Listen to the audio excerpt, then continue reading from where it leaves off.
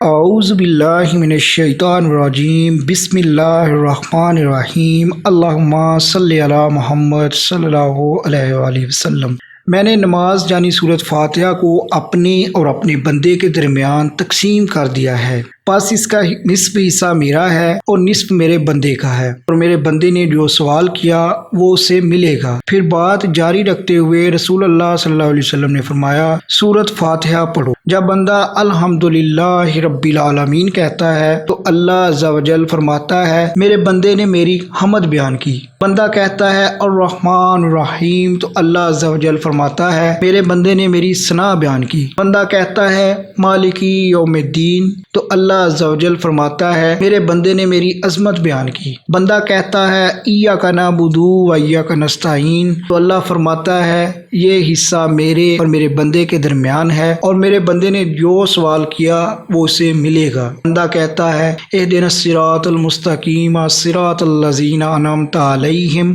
غیر المغضوب علیہم ولا الضالین تو اللہ فرماتا ہے یہ میرے بندے کے لیے ہے اور میرے بندے کو وہ ملے گا جس کا اس نے سوال کیا۔ صحیح مسلم 395۔ اگر آپ کو یہ ویڈیو پسند آئی ہے تو لائک کیجیے گا۔ ہماری دوسری ویڈیو سند کے ساتھ دیکھنے کے لیے ہمارے یوٹیوب چینل سند ٹی وی کو ضرور سبسکرائب کر لیجیے گا۔ ویڈیو دیکھنے کے لیے آپ کا بہت بہت شکریہ۔ جزاک اللہ خیر۔